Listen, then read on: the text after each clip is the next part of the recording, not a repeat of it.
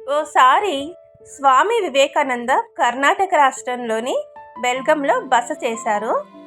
ఆయన రాకను తెలిసిన విభిన్న వర్గాల ప్రజలు వెళ్ళి కలిశారు.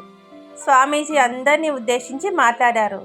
ఈ సందర్భంలో కొందరు కావాలని ఏదో ఒక దానిపై మొండిగా మాట్లాడసాగారు. వారి మాటలన్నీ విన్న తర్వాత స్వామీజీ ఓ కథ చెప్పారు.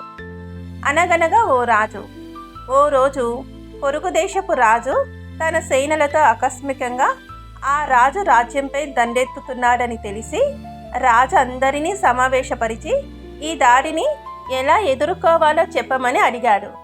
అప్పుడు కట్టడ నిపుణులు మన దేశ రాజధాని చుట్టూ ఎత్తైన మట్టి గోడ కడితే సరిపోతుందన్నారు. అయితే కొందరు దానివల్ల ఎలాంటి ప్రయోజనము లేదన్నారు. వర్షం వస్తే అది తడిచి కూలిపోతుందన్నారు. కనుక భారీ వృక్షాలతో అడ్డుగోడను ఏర్పాటు చేయాలన్నారు.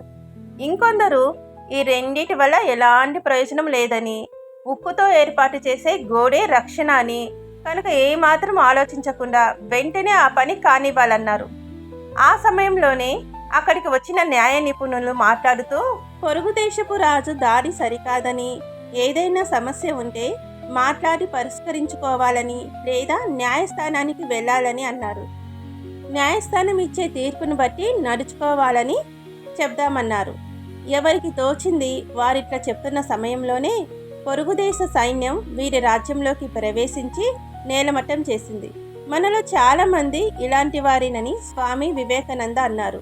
వాస్తవాలేవో తెలుసుకొని దానికి తగ్గట్లు అడుగులు వేయాలన్నారు. అంతే తప్ప ఎవరిష్టం వచ్చినట్టు మాటలతో కాలాన్ని వృధా చేయకూడదన్నారు.